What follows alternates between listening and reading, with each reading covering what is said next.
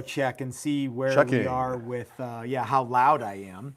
And Jesse's big butt's in the way. I'm gonna stop. I'll stop. all right. Here we go. I think we need to scooch around too. Oh, do I need? Okay. No, we're good. We're good. Yeah, we might need to pan the camera just a touch to just a little bitty bit. I didn't even look. I just. There we go. I think that will do it.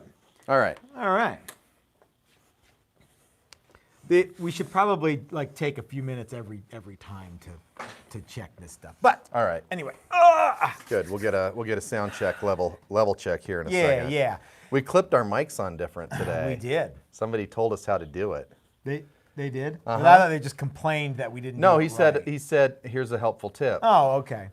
He gave me some information about what he did to earn that opinion, okay. and I said, sounds cool, man. Cool. Hey everybody, this is Matt. We're at Texas Toast Guitars. It's Thursday, time for our live Q&A that we do every Thursday. The only question and answer about guitar repair and guitar building with actual guitar makers. So let's see. Okay, it looks like we got the thumbs up on the audio. We're not clipping too bad. Chris likes to say this is the show that is... From wood selection to string selection and everything in between. That's a good one. I like that one.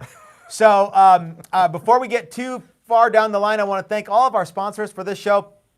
Flipside Music, the great American guitar store. Go check those guys out and give Ike and Dylan and Nico a kick in the rear for your buddies at Texas Toast and tell them that we sent you down there. Mike Learn Airbrush and Mike Learn Airbrush and Mike Learn Guitars. By the way, I have kind of a special announcement coming about Mike Learn Airbrush and Mike Learn Guitars and a special class that he and I were talking about just this morning. Actually, it was Mike's wife Diana and I were talking about it, so you know it's actually going to happen. I'd like to thank Bitterroot Guitars for all their support. Remember, if you order from Bitterroot and you type in TX Toast at checkout, that's TXTOAST, you'll get 15% off your entire order from Bitterroot Guitars. Guitarwood Experts, give Dan Cook at Guitarwood Experts a call and tell them that Matt from Texas Toast or Chris from Texas Toast sent you. And if you type in Texas Toast 15, I think you're still getting 15% off from Guitarwood Experts as well. And we'd also like to thank our good friends at SimTech Coatings. They've been helping us out for a long time, and it's very good to have them on board as a sponsor. So it looks like there's a bunch of questions already coming in. Thanks, you guys. So far, no toasters. No toasters. No toasters? Okay. Just no questions. Just greetings between viewers. Looks like we got a super chat too. That's we did nice. get a super chat from BK. Hey, BK. Cheers. Cheers to you too. We're not drinking right now. We don't drink during this show. No. That's a Sunday thing. So as always, if you want me to see your question, type 3 or 4 question marks in before the question, and that'll help me to see it in the vast sea that is comments. That's right. So Chris is monitoring that stuff. I'm not because I can't see. So yeah, I mean, I could put my danger glasses on and look. But yeah, so if you guys have any questions about guitar building, guitar repair, we'd be happy to spend the next hour answering those questions for you. And we've got someone asked about, they asked a question, asked twice. What do you think about wheel adjust truss rods at the heel end of the guitar? Yes. I think they're awesome, especially on Floyd Rose equipped guitars. I think they're super, super cool. Even if the headstock has an angle, this is the universal sign for angle. If your headstock has an angle, I still say, and you're using a Floyd, I still say put the wheel adjust at the heel end. So, what? Joe Blow asked, what do you recommend for everything in between? And it took me a minute. I'm like, for everything in between? Oh yeah, everything in between. I get it. What do you recommend? Just have us build it? Yeah, that sounds good. I mean, Yeah. Okay. All right, you ready? Ready. E.R. Webster asked. Hey, Eric, how are you doing? And he also made the top 30. That's right. In the contest, he did, so congratulations on that. String through body holes, one pass through, or drill halfway from front and then halfway from back? Well, you and I have been I have that new tool. Yeah. It's floating around here somewhere. maybe we can. Chris is going to go grab it. What I like to do is mark the holes from the top using the actual bridge and drill halfway through on everything but the E and the E, and then I use this tool, which is just sort of it's got a couple of different string spacings and these two pins, and you basically put the pins through the 1/8 inch holes, and then you can imagine it looks a little. The pins go through the 1/8 inch holes, and then you have this block, and you can drill the 5/16 holes through there. But yeah, I don't drill all the way through. The 5/16 hole from the back always hits the 1/8 holes from the top. So that's the way I do it. Yep. Is that how you're doing it these days, Chris? Yeah, that sounds right. I don't like all the way through and then trying to drill ferrule holes. But you could do that with this tool too if you really wanted to. That helps. Yeah. All right, next question. Set neck or bolt on? So many tones, so many classic songs. Does it really matter? To me, I think that set necks are and will always be very classy. Bolt-on necks kind of represent this is one of the things we're going to talk about on our Sunday live stream is the various generations of the electric guitar, and I have some thoughts on that. I didn't tell you that yet. No. But we're going to talk about the generations of the electric guitar, and we're going to talk about that. I don't think there's any real difference between set neck and bolt-on neck, provided they're done properly. You know what I mean? So like, for example, this guitar right here, we could bolt this neck on, and it wouldn't be any different from the way that we do the set neck.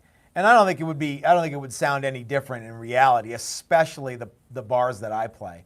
But if you're asking me which one should I get, you guys know, I'm always going to answer, you should get a set neck and a bolt-on neck and a bolted on neck that's done as though it were a set neck, all from me, and then decide for yourself.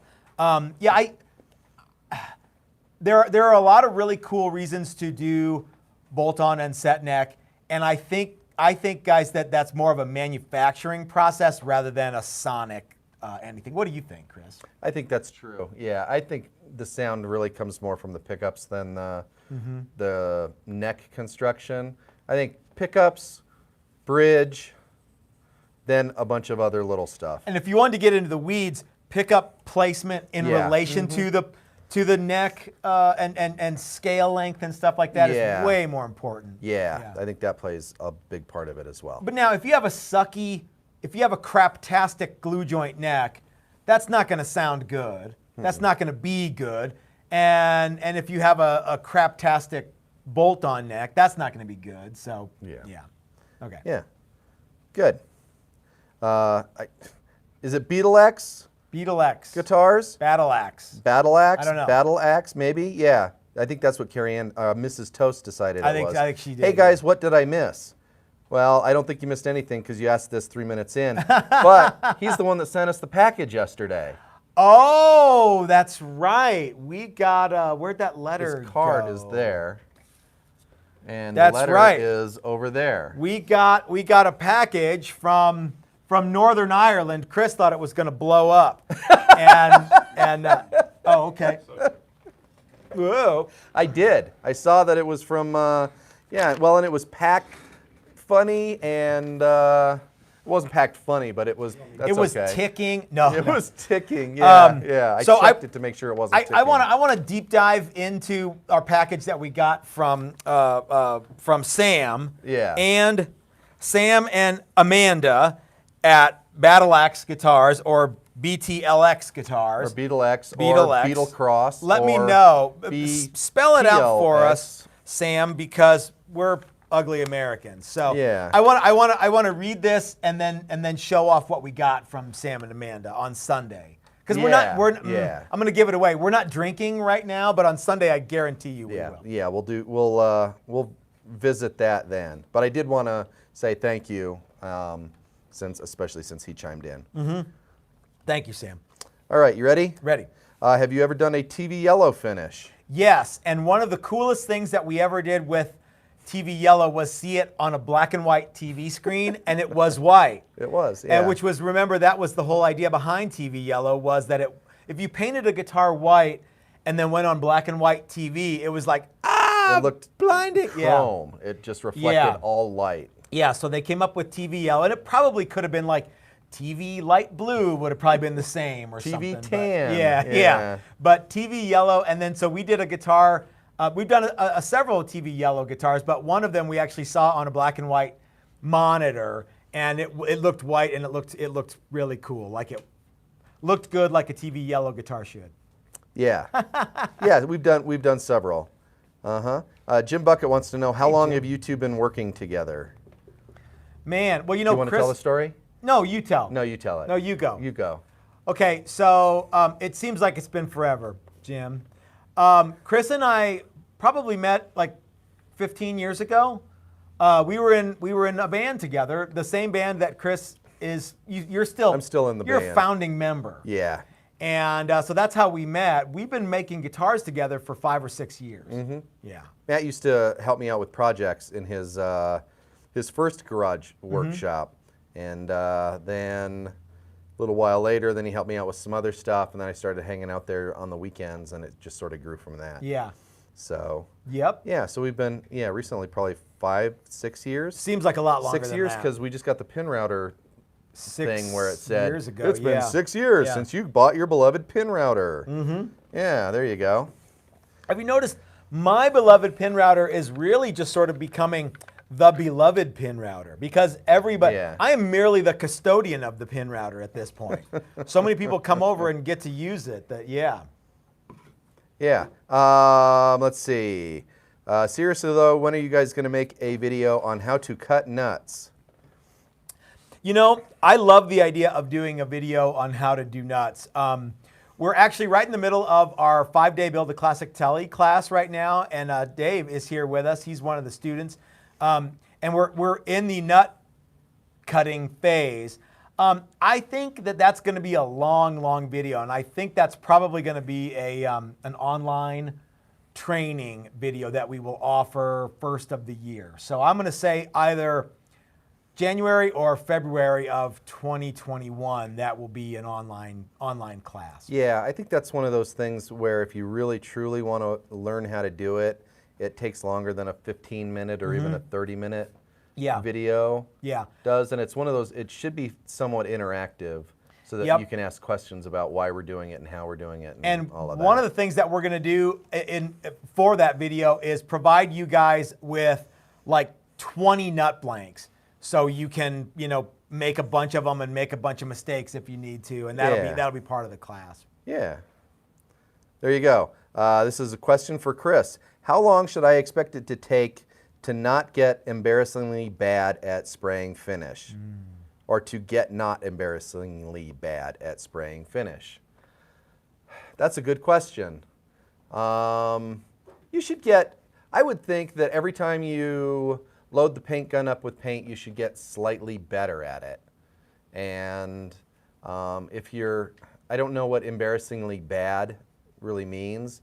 If you're just loading it with runs every single time that you paint, then you should probably pull back a little bit and rethink some of the steps. But if it's, if you're putting on paint and it's nice and it's smooth and it's all the other stuff that goes with it, like wet sanding and buffing, then yeah, I'd say just keep plugging away at it, and every time you spray and it doesn't come out the way you want it to, think about what might have gone wrong and try and remedy that. There's so many things that go into spraying well.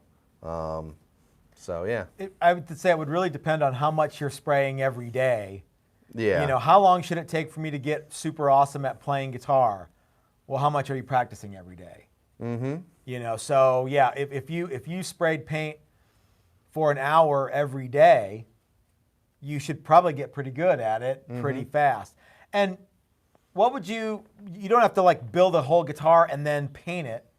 You could practice spraying on other stuff. Yeah, guys.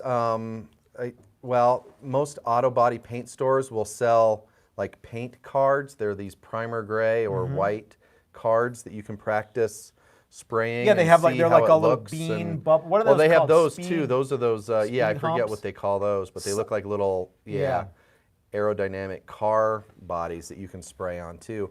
You can spray all sorts of stuff. You could probably get a piece of MDF and seal it and practice getting a nice run-free, color. Yeah. So, yeah, you should get better every time you spray. It shouldn't take too long. Yep. All right. Next question. Why are two humbuckers placed facing each other? I don't know. Tradition? Traditionally, I think really what it is it's a symmetry thing. And typically you have the poles with the screws in them, and you want those facing out. Yeah. Just for symmetry. Yeah. There's nothing that says you couldn't switch them around. Yeah, and if you rotated it, it would sound exactly the same. Because you're not reversing the winds, you're just rotating the winds. Someone out there is going to go, oh no, it sounds totally different because those pole pieces. Okay, fine. No, they think that it's the Peter Green thing. That Peter Green, that's all that Peter Green's guitar had different was the one pickup was rotated, and it's not. The wires were backwards, and it was out of phase when it was in the middle position. I have to try and talk over him, and sometimes if there's a little bit of silence, Matt jumps in, so I have to keep talking until I'm done. Otherwise, he jumps in, so I have to just keep talking, and I can't breathe. And I can't breathe. There we go. All right. You're more like regular size Rudy every day. Yeah. There you go. How can I tell if a stereo output jack is bad? I'd say get a multimeter and put it on the beep setting, and just test all your connections and see if you've got conductivity everywhere that you need it. It's rare for a jack to go bad. Yeah. And I'm trying to think of like all the things that you would use a stereo jack for. It is more likely that the battery on your active pickup is dead than that the jack is bad. It could be that, and it could be a bad solder joint on the jack or something like that. But the jack itself, they're pretty rugged unless somebody is damaged it somehow. Yeah.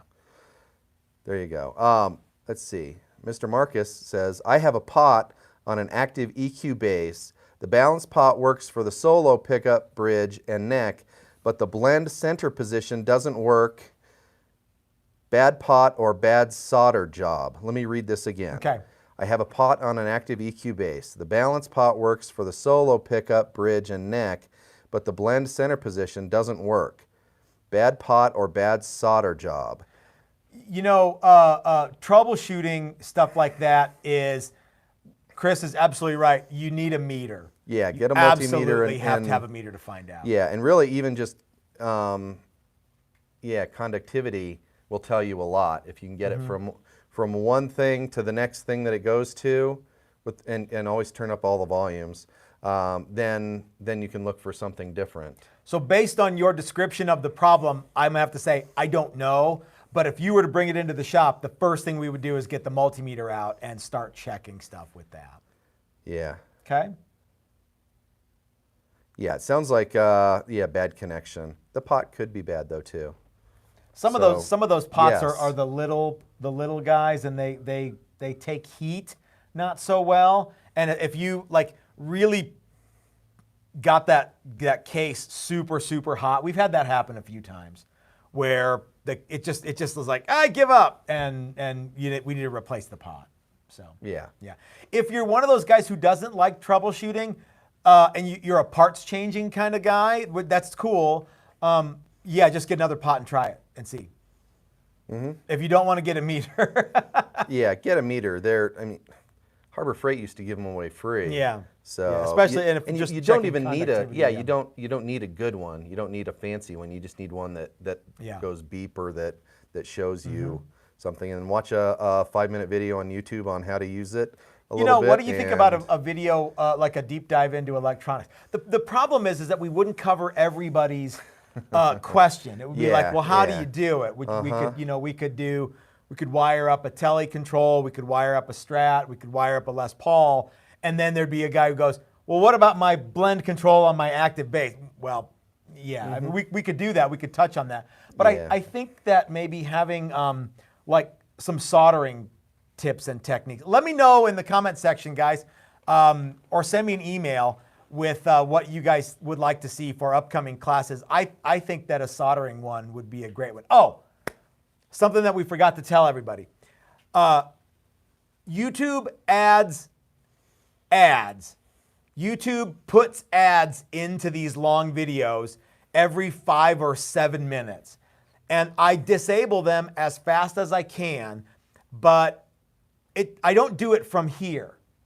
I go home and, so like if you're watching this after the fact, there's gonna be some ads for a little while. So don't send me a bunch of hate mail about, why are there so many goddamn ads and Jesus Christ, what's with the ads? I got it. I'm taking the ads out, but I don't put them in. YouTube puts them in, okay? And there's no way for us to do a live stream. No. We can't not have ads. It's not an option. Yeah, they won't let you do it until it's done. Correct. So give me a little time to take the ads out or just stop watching. You know what I mean? Come on. If there's a bunch of ads in it, wait a half an hour or a day or something like that and then watch it. Yeah. So Hurdy Gurdy guy says it's Beetlejuice guitars. No, it's not. That's what he said. Okay. Beetlejuice. Yeah, I'd go for it. Maybe Sam's going to tell us. I'm not saying it more than that, though. No. Sam will appear. Correct. Battle Axe. Sam actually did say Battle Axe. Okay. Oh, did he? Yeah. Hurdy Gurdy guy says Beetlejuice. I thought that was the same guy. Battle Axe. Battle Axe. There you go. Battle Axe. There you go. Battle Axe. Battle Axe. Battle Axe. Not Beetlejuice. Yeah. Beetlejuice. Cool. Let's see. Grease Monkey Guitar says, I'm going to do the neck shaping class in December, and my question is there a suggested list of tools needed to shape included that I can get beforehand? Yes. We're working on that list.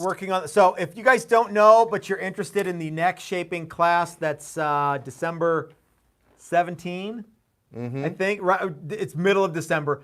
One of the things that you get with the class is this neck blank. It's maple with maple. It's already got the holes drilled for the tuners. You get to shape the headstock. It's already been radiused, and you get fret wire with this. It's already got a truss rod, and we are going to press in frets and profile the neck using hand tools. Who said that? Grease Monkey Guitars. Grease Monkey Guitars. I think you and I have talked on email. I need to put that list together, but let me give you the short version of what you'll need. 60 grit sandpaper, a heavy duty rasp with a handle, and a Surform plane. That's gonna get you through 90% of neck shaping. I need to have like an Amazon link to all of that stuff, and I just haven't done it yet. So I will do that. And you will be able to go from this to, hand me your neck, would you, Dave? This is Dave's neck that he worked on this week, to something like this using all the same tools. So if you come to one of our 5-day classes, you'll shape and you'll profile your neck. Dave came up with this cool headstock design. It's got like a kind of, I don't know if you can see it, it's got like a angle right here that came out pretty neat. And the only difference is that we use maple necks for that class.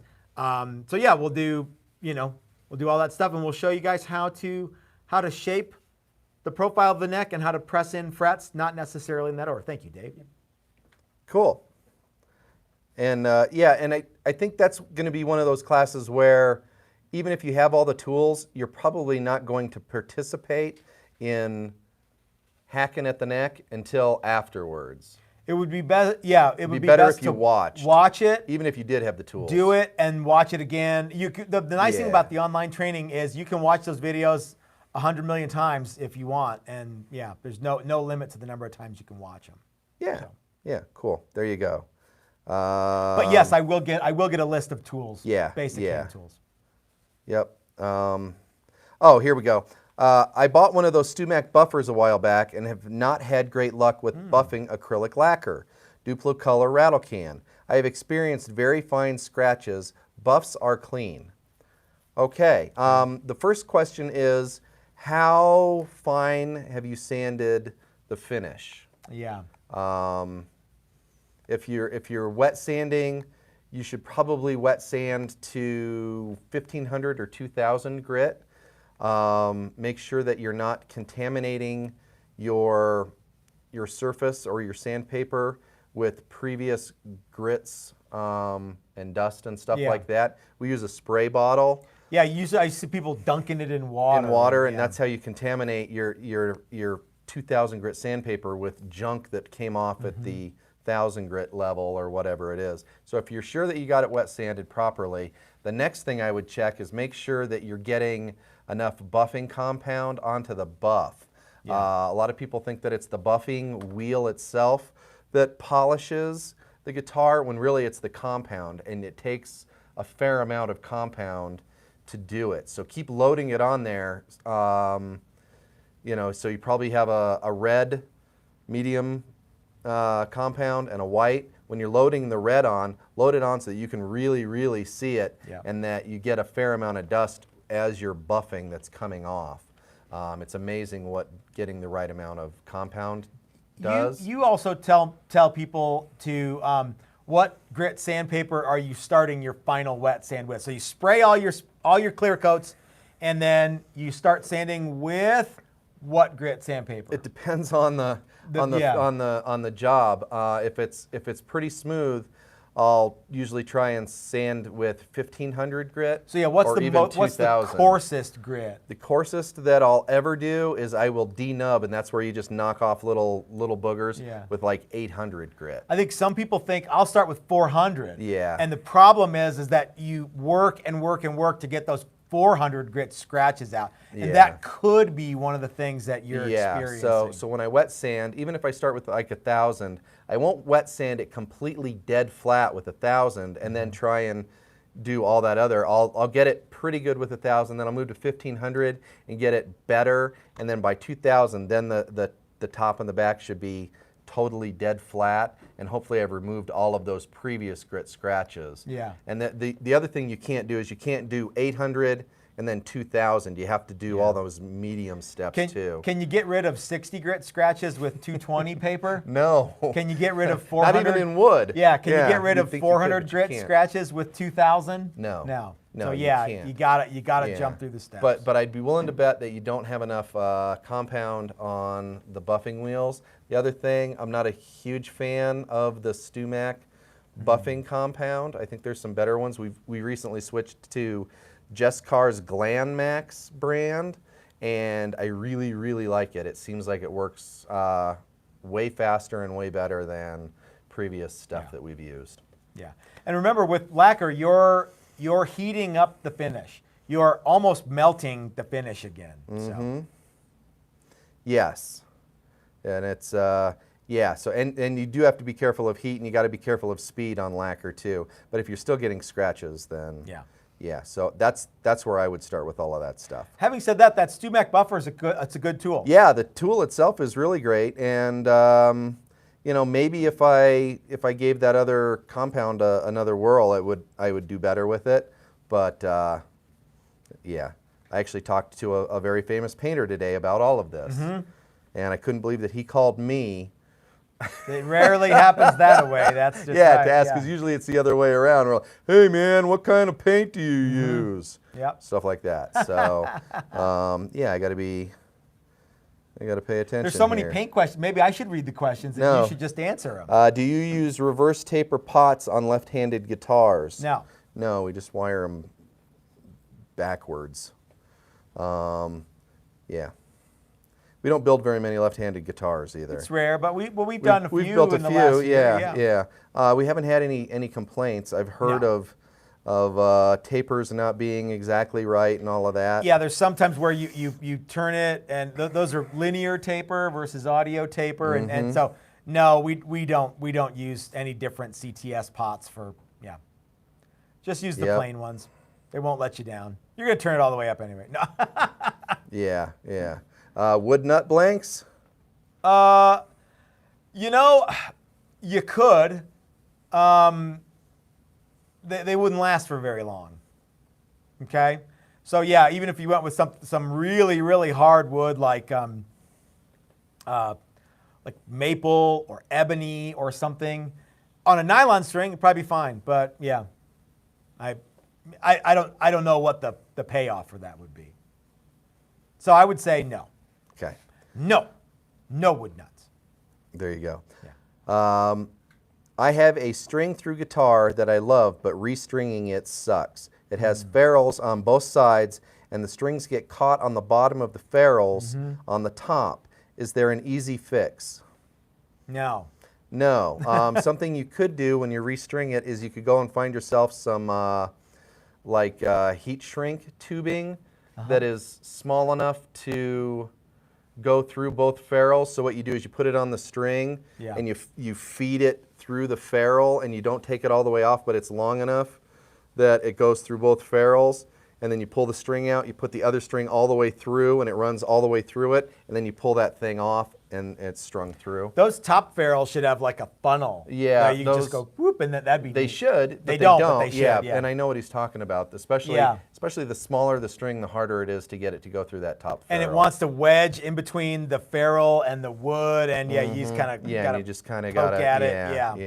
Yeah. I like the way those look, but I know what you mean. Those can be a real pain in the dick to get. Yeah, I'd find some tubing that goes all the way through, and then you can snake it through, and it's really easy. Once you do it once, you'll. So you just push the tubing all the way through the body while the string is still then, on it. You fish it with the with the string that you're taking off. Hold it there, put the other string in. That's a great idea. Yeah, I like it. Yeah. That's what we used to do with bicycles that had long runs of cables inside the frame. Okay.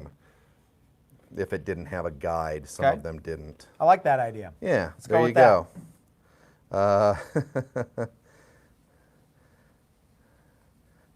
Here we go. Okay. What would you say is the best way to avoid blowouts using a router, specifically in the end grain? I had two major ones that required me to reshape a design I'm working on.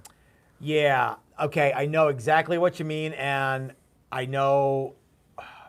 It seems like it doesn't matter if you're taking a 1/16 of an inch cut or a 2-inch cut with that router. That wood just wants to blow out on you. The problem with using a router to do the shape of the body, the profile, perimeter, if you will, of the body, is that the router is not a large enough diameter, and it is not powerful enough, and it is usually going too fast. So you've got a lot of things working against you. One is speed and feed. The router's going too fast, and the other is you just don't have a big enough diameter cutter to plow through that stuff. And if you did, the router doesn't have enough oomph to make it go. So I use a shaper to do everything, and Dave and Miguel, who are here for the Telecaster class, can attest that it'll plow through bodywood perimeters like it's nobody's business, and it will not bog down the tool. It's turning at 10,000 RPM versus 22,000, 25,000, 3,000 RPM for an induction motor router. And the cutting head is 3 inches in diameter. So it's a lot bigger cutter. So if you're having trouble, or you think you're going to have trouble with figured woods especially, this is really bad. The hot setup is to not use a router at all, is to get real close with the bandsaw and then use an abrasive tool, sandpaper, on a belt sander or like an edge sander or a drum sander, and get close. Now, that doesn't really help you if you already are experiencing tear out, but I would say the last tool I recommend to people to cut the body outline with is a router. It's a terrible tool for that. You will not be happy every single time. Make sense? Yep. I realize I just told someone go out and buy a $2,000 shaper or spend a lot more time sanding, and I hate to do that, but some woods, it's not going to matter. It's not going to matter if you're taking the weeest cut or a great big cut. And some people will go, well, you got a climb cut into this part of that. No. that's hogwash. That'll work sometimes, but the fact of the matter is that with a shaper, I don't like go this way and then come back and do this piece and then do a thing. You've seen that little thing where it's got, here's all the arrows of where your cut should go. No, that's not true. The shaper will plow through that like it's nobody's business, but the router just, believe it or not, it's just not powerful enough to do. You can bog a router down. So, yeah, I would say abrade it. It's sort of like, well, I have a really nice piece of flame maple and I need it to be this thickness, but every time I send it through my planer, it takes a big chunk out of it. Well, that you're using a knife is not the right tool for that job. So, yeah, we're going to cover all of this stuff, guys. If you're interested in coming to one of our classes, we have a Build a Classic Strat class in November, and there's still spots available for that. I'm looking forward to that. That'll be fun. This is the first time we've done, and the reason I'm looking forward to it is because it's the first time we've done a Build a Classic Strat class. Yes. I know that you've got, so you're a little bit. I'm a little hesitant. I know we'll get it done. I know it'll be fun. We're gonna be whipping guys. Yeah. There'll be some whipping and spurring on Body Day. And if you already attended one of our classes, or you are an accomplished enough woodworker, or you just think you're want to jump into this, you can take one of our 350 level classes. This is one of a style of the guitar that you can build at our. We've got these. It's coming up in January. It's a Build a Classic set neck guitar. I think I'm going to have it to where you could build a flat top Les Paul, flat top PRS single cutaway, or a set neck Telecaster. And all of them are going to have maple tops. They're going to be bound. The necks are going to be bound. The neck joint will be the same from guitar to guitar. And I think that's going to be a lot of fun. It's just woodwork though, because there's no way we can do it all in 5 days with everything, because you'll start with just wood. You'll cut fret slots. You'll route for your truss rod. You'll do everything, and you'll have a lot of fun. Also, there's no carve top component to that class. Again, it's a time thing. We just don't have enough time. So people are like, "Hey, I want to do it." Well, sorry, we don't do that. So, yep. Okay. All right. Battle Axe Guitars wants to know: have you guys ever tried working with carbon fiber for body shells, or even for a finish similar to the fabric skins? No, I haven't. But we haven't. Dylan McCurchie wants us to do something like that. Yeah, and I think that would actually be fun, and I think it might not be as difficult as we think it might be if we just used carbon fiber and Simtech, like for a top or something like that, or even a fingerboard. It's worth a shot. I'm pretty sure we could do it. Yeah, I've done some carbon fiber repair on some stuff, and it's not that much different from regular material. Simtech sealer smells an awful lot like the same stuff that you like fiberglass resin. Yeah, it really does. Yeah, and really, carbon fiber is not much different than fiberglass. As far as, as far as application, I'm sure exactly. Strength-wise, someone's going to go, no way, dude, carbon fiber. We got it. We got it. Yeah.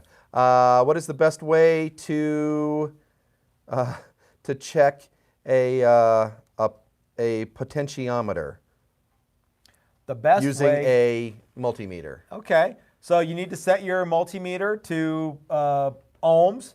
To ohms or to a value higher than the thing you're checking in ohms. That's right, and that should be written on the potentiometer. Correct. Okay, and so then if it's a 250K, it'll be it should read close to 250. It will never be 250 exactly. No, and you'll have to set your ohm meter if it's one that you have to set above to like 500K or 1 meg, whatever it is, and then you turn it all the way up. You turn it all the way the one direction, and you hold the red one and the black one on the first and second lugs, and you should get a reading of close to the number written on the etched into the pot. And it should be, most pots are within 10%. So if it's a 250, it'll read 225 to 275. I know there's some people that offer matched sets of those where they go in and do it for you too. Or you can buy a bunch of them and you can go, this is the one that you can kind of mix and match. You can do that. You can buy 5% And so so a pot like a 500K at 5%, it's going to be off, 25. The margin of error is way less. Yeah, than, 525 or 475. Yeah. That's hardly any. Yeah. But yeah, that's how you check them. That's how you do it. And if it doesn't read anything, then it's no good. Or it's turned all the way down. Or it's turned all the way down. Yeah, turn it both ways. Yeah.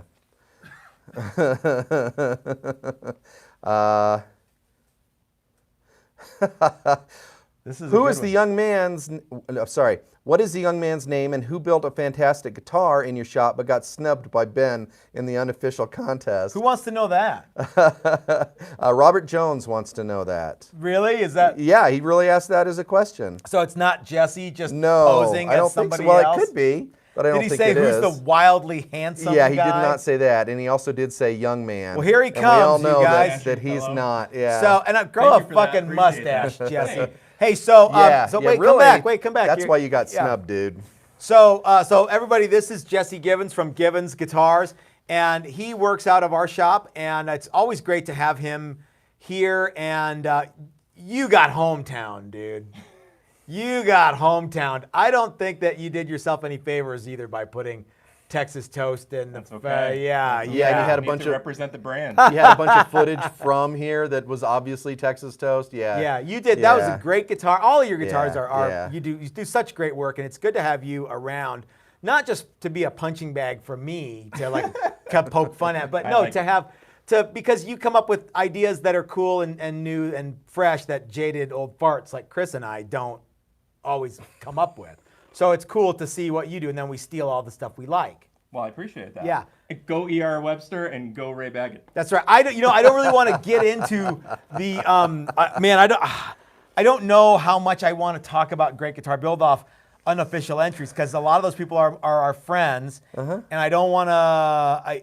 I don't know. I don't want to touch that one right now. How about that? Mm-hmm. What do you think, Chris? Yeah, I that's true. They didn't ask us to weigh in, so Yeah. we're not going to weigh in. I will say that Jesse got hometowned though. Yeah. And to be fair, I can't imagine trying to sift through that many builds the way that they are doing it. I mean, trying Yeah. to watch that many videos or even a snippet of it, Yeah. I would just want to see a list of pictures to That would start be- with and 'cause then move there's on from there. How and then many? move There on was from there. over 100 or over Yeah. 200 or something. Yeah, There's a yeah. lot of people who did that, and lot of talented folks too. Yep, there you go. What is your opinion on basswood for bodies? I love basswood for bodies, actually. It's not a lot cheaper than it's no cheaper than poplar, which is probably one of my favorite woods to work with, because it machines nice and it's easy to get. Basswood is another one of those lumbers that's easy to get, but it's not like wildly inexpensive. Can be super light. The downside to basswood is you could like push your thumbnail into it and get a big thumbnail print.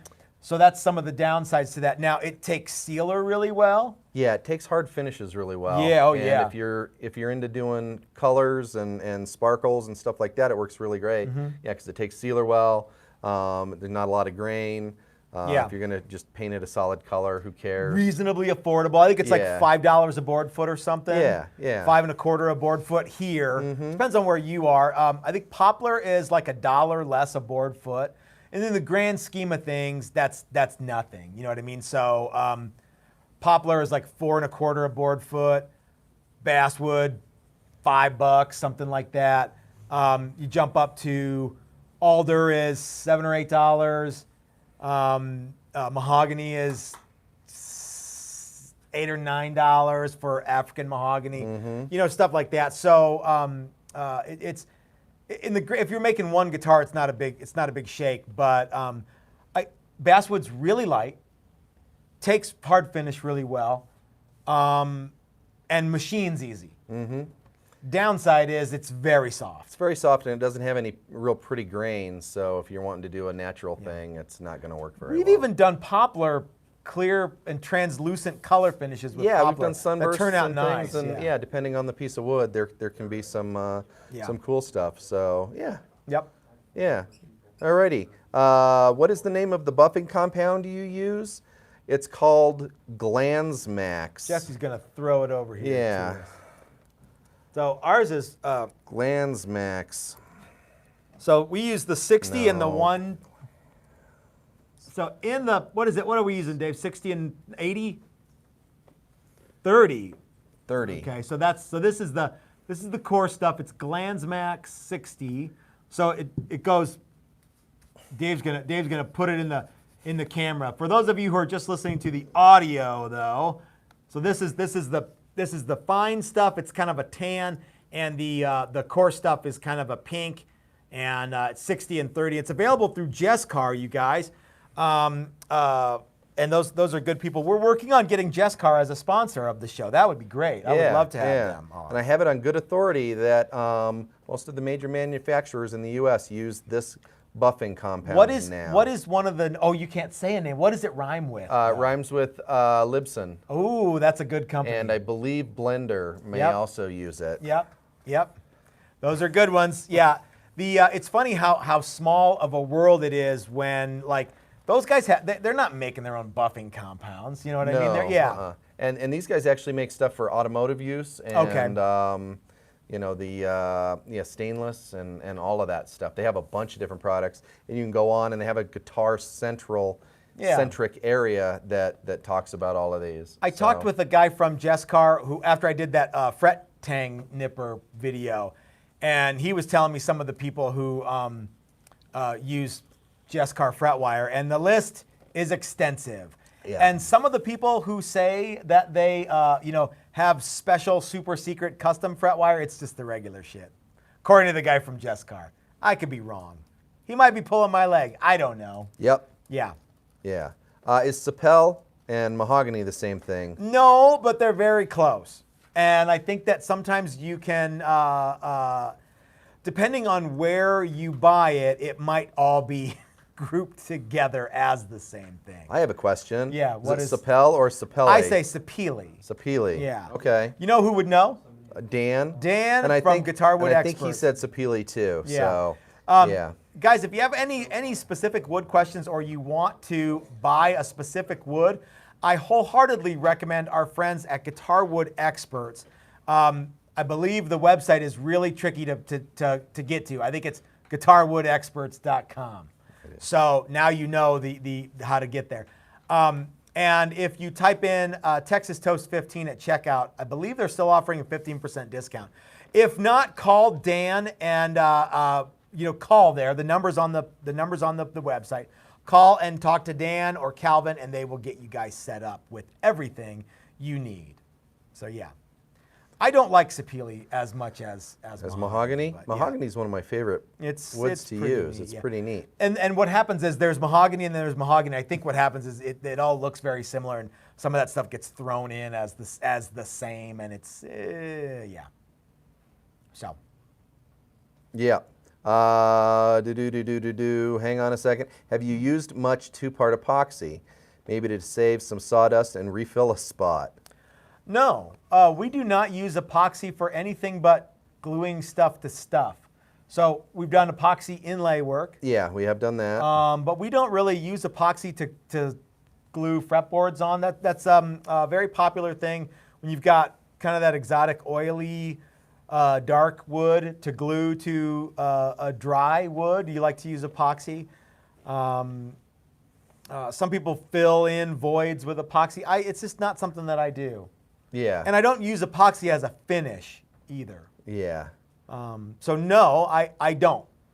Sorry that's kind of a bummer answer. We use it a little bit, but not yeah. Like we use it to glue things to things. You know what I mean? Yeah, we do that. We use it for inlays. Mm-hmm. Yeah, stuff like that. But we don't use it a ton. The JB Weld guitar would be good. The JB Weld. Oh man, I love JB Weld. That guy can weld. Can you give an opinion in the other GGBO triple neck? No. Can we give an opinion in the other? Yeah, I guess there's another guitar. I do know the one. Yeah, that's pretty rad. Do you know the one he's talking about? No, I haven't seen it. Okay.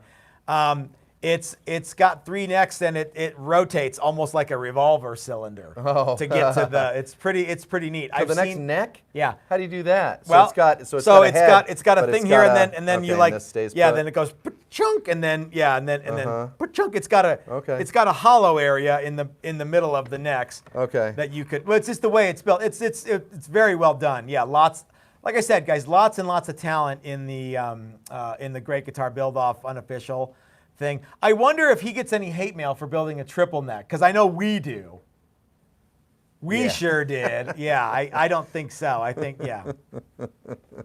Very, very cool guitar. Yeah, yeah. Here's a good question. Okay. Do you sell necks and bodies to people who want to build their own guitar? Yes, we do. But you have to keep in mind that we are a small boutique shop and we are not a Chinese factory. So we do not offer anything that is in the same pricing realm as what, did he use the word kit? He did not use the word kit. So a lot of people call me and go, hey, do you sell kits? Well, you could kind of call it a kit, but it's not going to be at the price that a lot of people associate with kits. And I'm not trying to say, you aren't cool enough to have one of our guitars, but Chris and I it's just us two, and we're in America, and it costs a lot to keep the doors open here. So for us to sell you, say, this guitar with no finish on it would be considerably more than it would to have a Chinese version of this. However, it's made in America by actual guitar builders. So that's what you get. Cool things are cool because they're cool.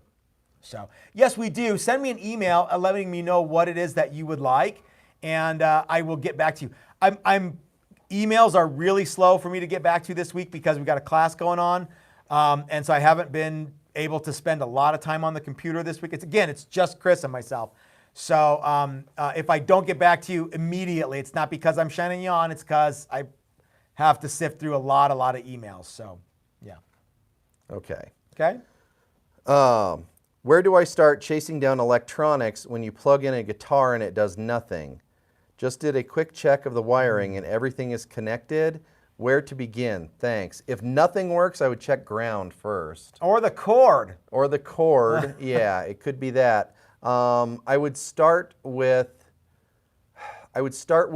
pickups, and where the pickups go either to the switch or to a pot, depending on the guitar, and make sure that your pickups have something going through them. I would do all of this on, again, another ohm setting, like 250K, and follow the pickups through all the components all the way to the output jack.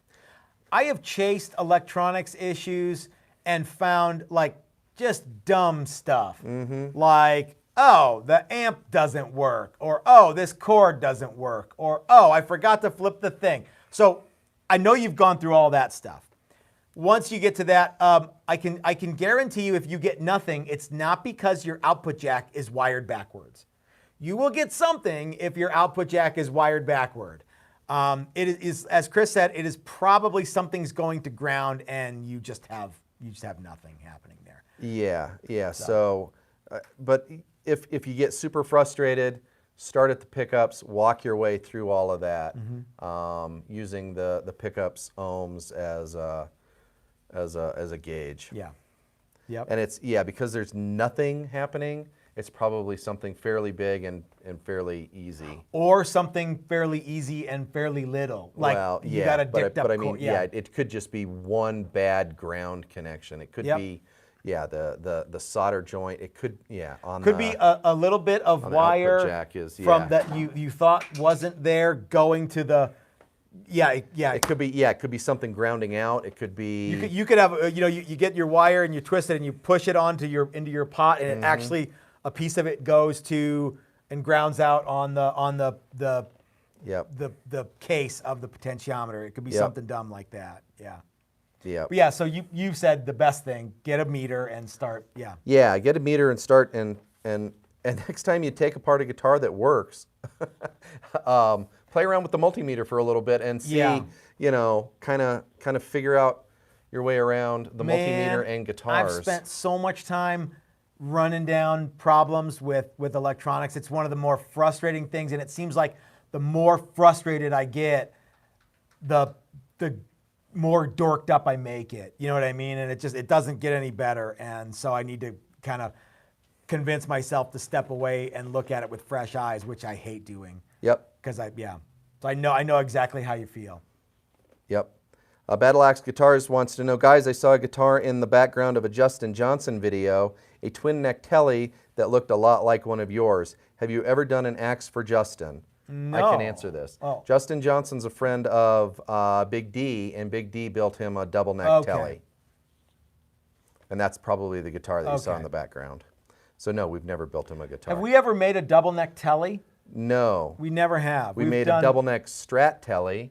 That the top was a Strat and the bottom was a Telly, That's or it right. was the other way around. One of those two, yeah. It was Telly on top, Strat on the bottom. And we've made a double neck Strat that was a 12 string on top and a 6 string on the bottom. Yeah. We made lots and lots of double neck Challengers. Yeah, lots of those. Double neck Moserite. We made. And did we make a double neck Mustang? We did make a double. We've made two double neck Mustangs. Right. We made a body for a guy, and then we made a complete guitar for a guy. Yep. Yeah, but double no necks double are neck cool. Tellys. Yeah. I don't care who you are. Double necks are rad. Yep. It's one of my favorite things to make, actually. Yeah. Man, there was another good question that I saw. Okay. Hang on here. I would like to remind you guys that every first Thursday we have an online class, but this thing we do let me back up. Most of the time on Thursday we always have a thing at 5 o'clock Mountain Time.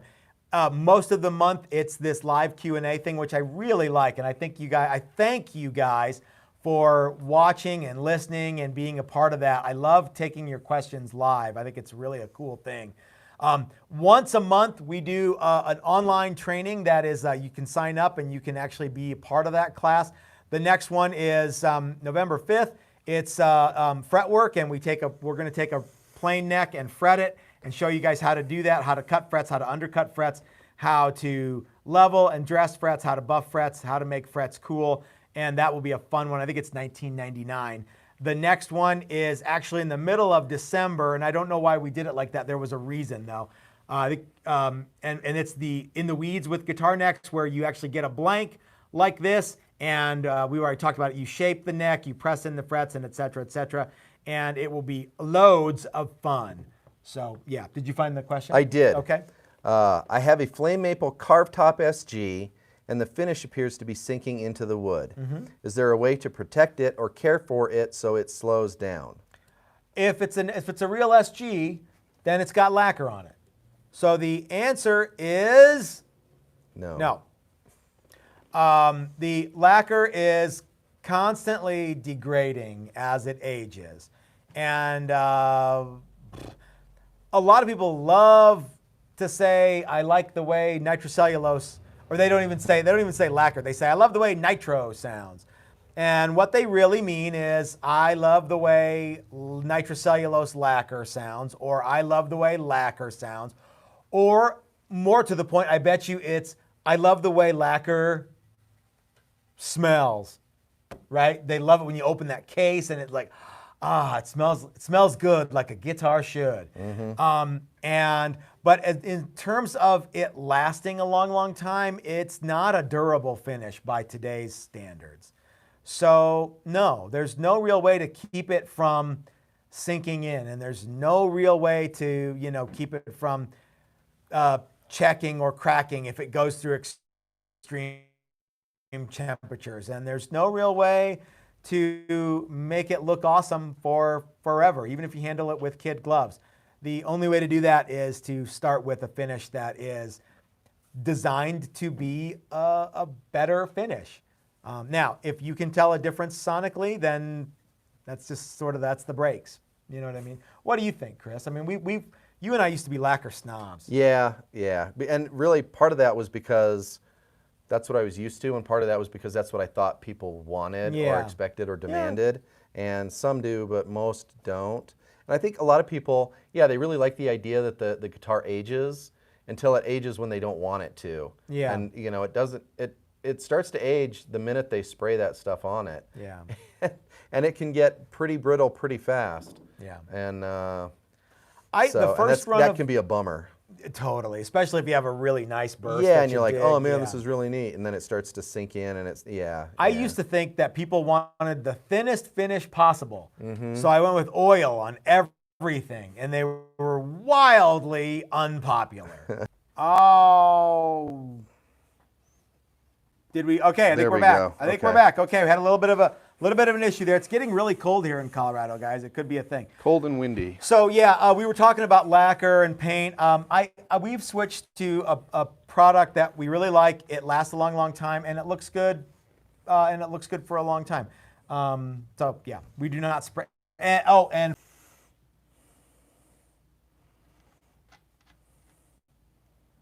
okay, we're back. Sorry, guys, something's going on here. We don't know what it is, but we're at an hour anyway, so we're going to wrap it up for this week. If you got any more questions that we didn't get to, please save them for next time, and we'll be happy to get to them. I'd like to thank our sponsors, Flipside Music, the great American guitar store, Mike Learn Airbrush and Mike Learn Guitars, Bitterroot Guitars. Remember to type in TXTOAST at checkout and get 15% off. Guitarwood Experts, give Dan a call, and remember Texas Toast 15 at checkout for a little bit of a discount there. SimTech Coatings will help you out with all of your finishing needs. And until next time, this is Matt at Texas Toast reminding you that if you're so smart, build it yourself. That's what I do. Let's have a beer. It's time to call it a day, guys. See you next time. See you next week. See you Sunday.